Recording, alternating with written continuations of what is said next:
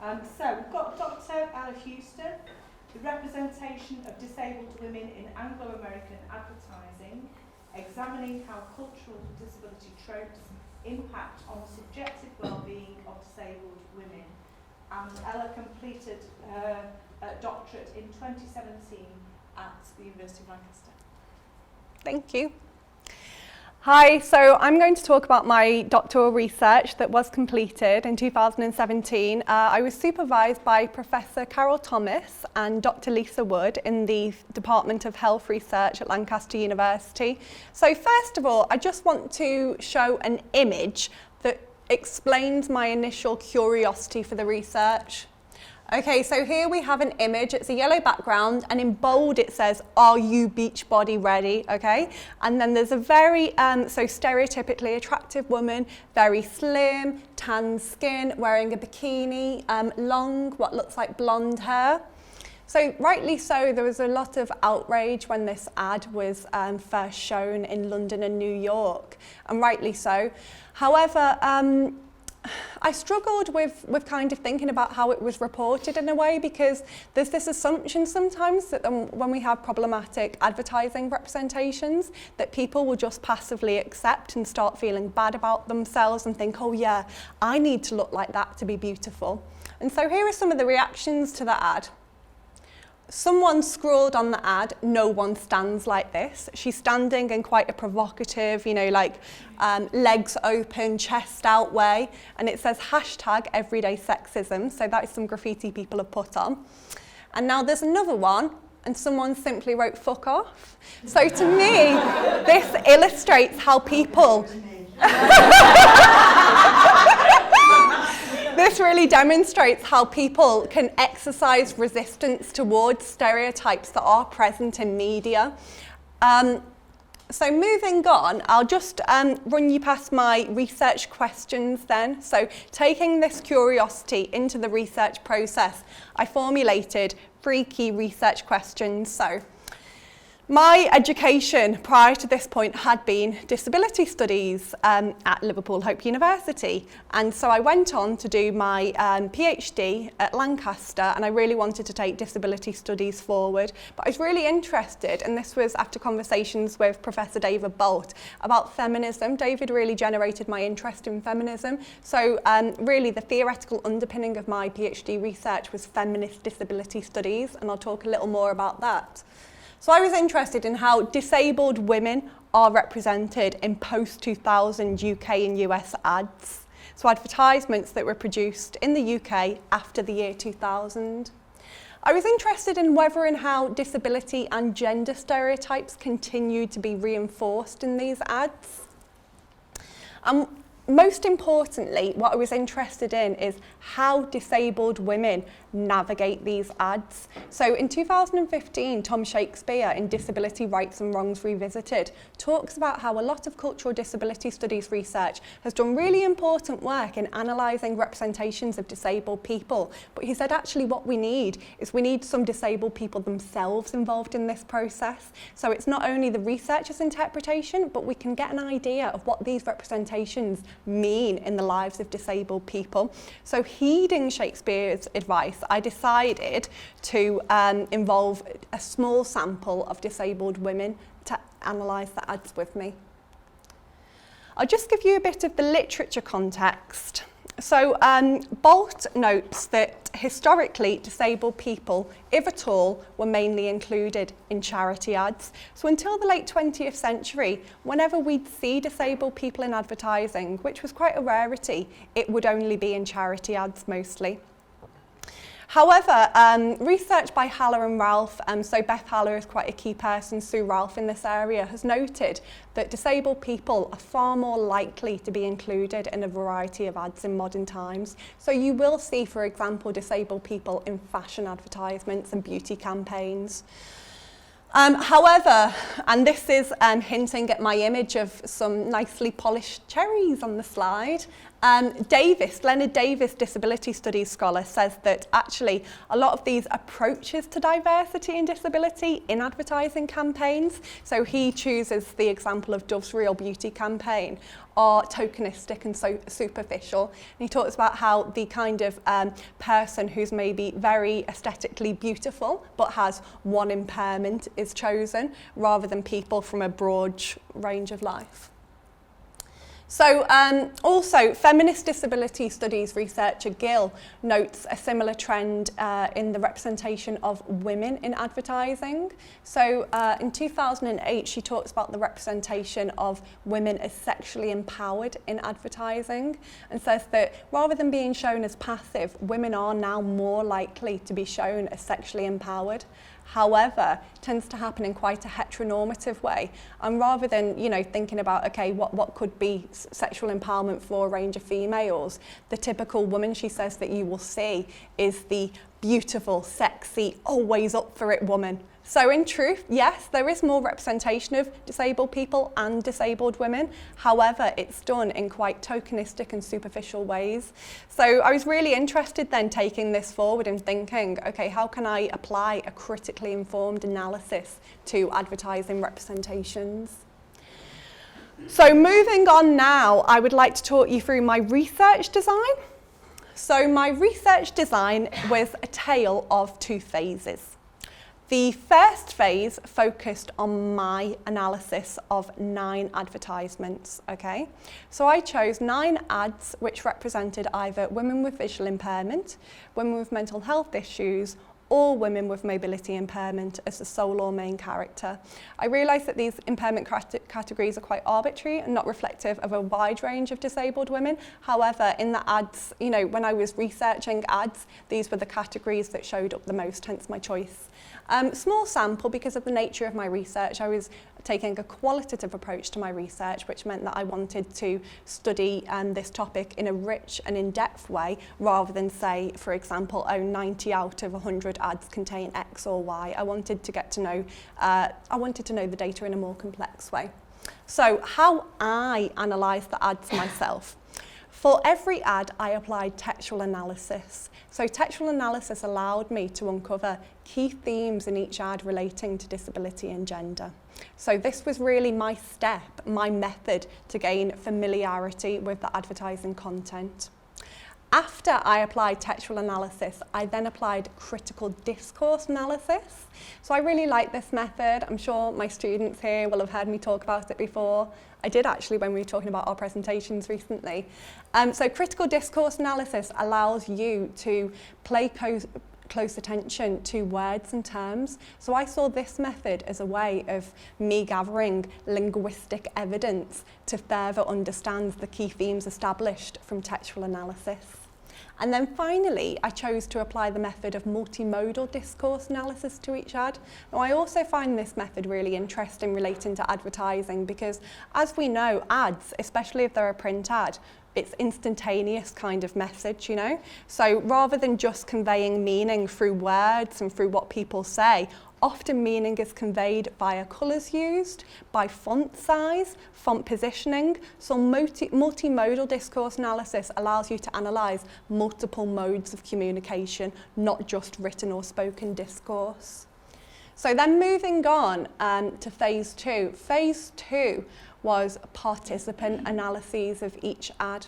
So what I did is I recruited via mailing lists 15 women who identified as disabled, as either having mental health issues, mobility impairment or visual impairment. And I took the ads representing their impairment to interviews, so there were 3 ads in total in each interview. And basically I asked 6 open-ended questions. The interviews lasted about an hour to an hour and a half. And I basically said, well, what do you think of this ad? What do you think of the way that a disabled woman is represented in this ad? When you view this ad, does this spark any experiences? Have you experienced anything similar to what's being depicted? If you could change this ad, how might you change it? So very open questions, and only 6. But this was so the dialogue was more participant-led rather than being led by me. And I will say one thing I learned in this process is often I would listen to the recordings and I think, Ella, shut up, because I was like, and you know, I just want to hear the participants. So that was one key thing that I did learn. Then what I did was I applied narrative analysis to the data collected via interviews. Now I really like this method. Narrative analysis, so some people take an approach where they like to take a more linguistic approach. They like to measure the amount of time someone refers to something, or the the linguistic structure of someone's narratives. I didn't do this approach. I took Plummer 1995 calls it a sociology of stories approach. So looking at how the stories people tell, so for example in interviews in my case, can really tell us about their outside environments and who they are, and how through telling stories, I've always been interested in storytelling. I love hearing people's stories because I think it's a way to really find out how that person sees themselves and how they see other people in relation to themselves. Okay, so these were my 2 theses, and I felt it important to use both theses because I didn't just want my interpretation of the ads, I wanted to see what they meant to disabled women as well. So jumping into the themes. I won't be able to cover all of the themes I uncovered because of the time, 20 minutes, but I will draw out some of the key overriding themes that I uncovered in my doctoral research. So the first theme, this was very prevalent, was tokenistic approaches to diversity. And I should say that when I'm discussing my themes, I've chose only to focus on participant analyses rather than mine, because to be honest, theirs are better. So I've got 2 ads on the screen here. The one at the top is a Channel 4 ad. This lasted about 6 minutes. And this was featuring a pop artist, Victoria Modesta, who also does acts on the fetish scene as well. She was born in Russia, and this ad was 6 minutes long. It was shown in 2014 and around the time of the Paralympics, and often it was shown after the 9 p.m. watershed, and you'll see why in a little while, but often just glimpses of the ad, so like 20 seconds would be shown rather than obviously the whole 6 minutes. So in that ad we can see Victoria Modesta sitting on a chair. She's thin, she's got black hair, she's white, she's conventionally pretty, and she has a very visible prosthetic leg because her prosthetic leg is gilded in Swarovski crystals, and she's wearing stilettos, and she's got her arms crossed and she's looking at the floor in a rather dismissive way. She looks rather sultry, I'd say. And then the other image shown is of someone called Amy Mullins, who's a model, a Paralympic athlete, very famous in the US. And this is Amy Mullins in a Kenneth Cole. So Kenneth Cole is a US fashion company. And the advertisement has the tagline, "We all walk in different shoes." And it says, Amy Mullins, Paralympic athlete, actor and president of the Women's Sport Foundation. And then in the bottom it says, kennethcole.com, 25 years of non-uniform thinking.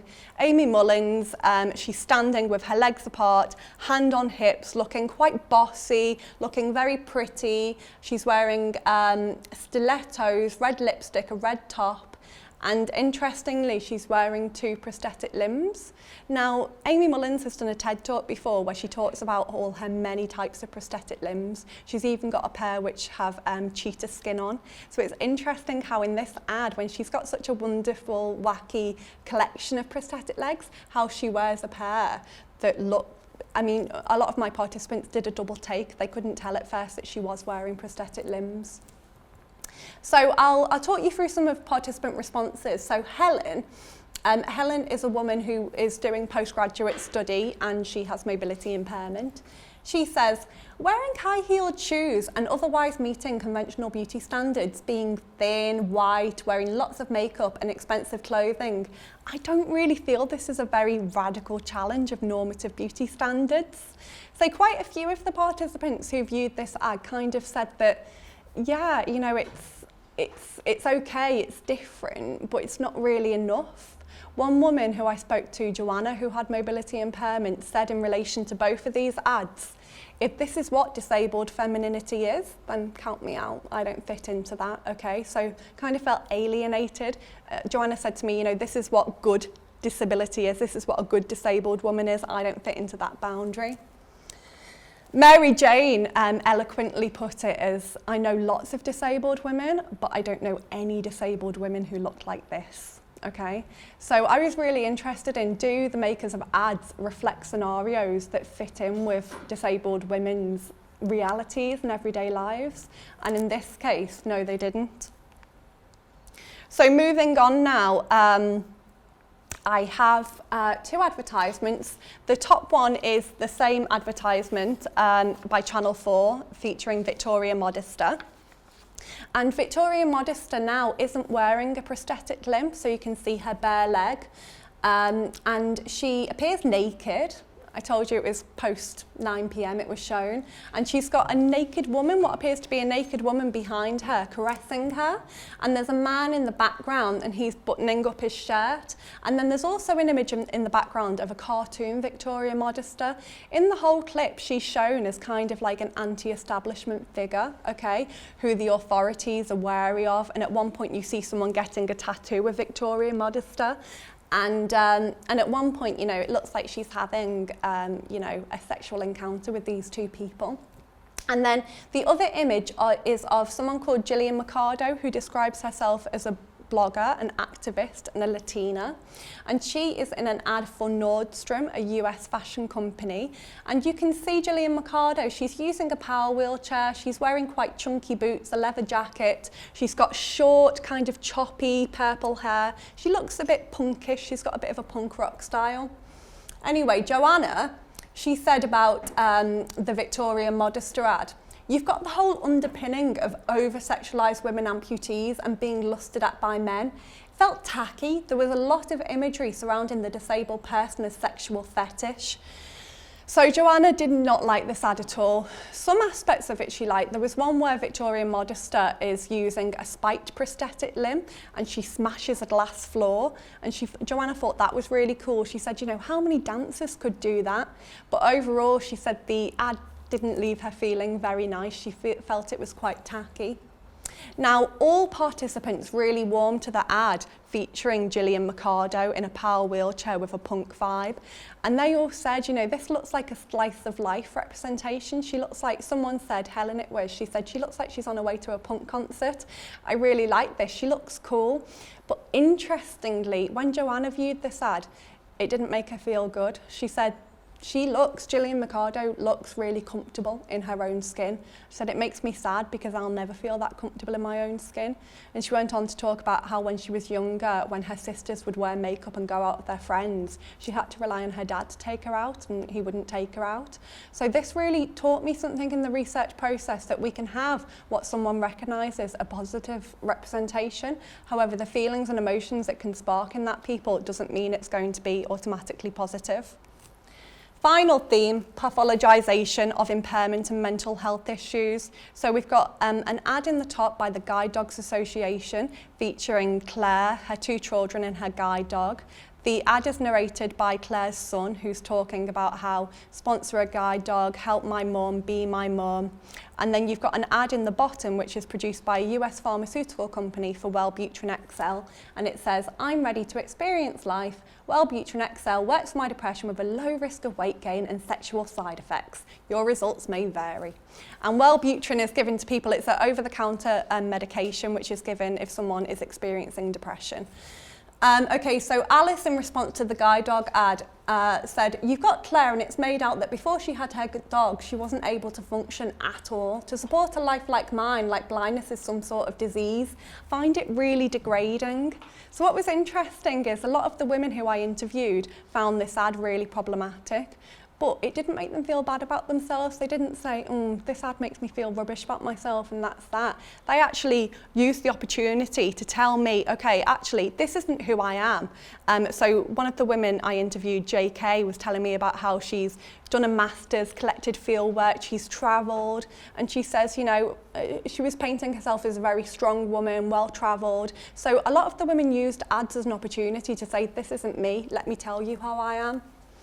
Mary, in response to the Wellbutrin XL ad, said, the idea of medication changing you and not being yourself anymore. People worry about that. It's scary, losing yourself. As horrible as mental illness can be, it's an ever-present part of your life, so it's like, who would I be?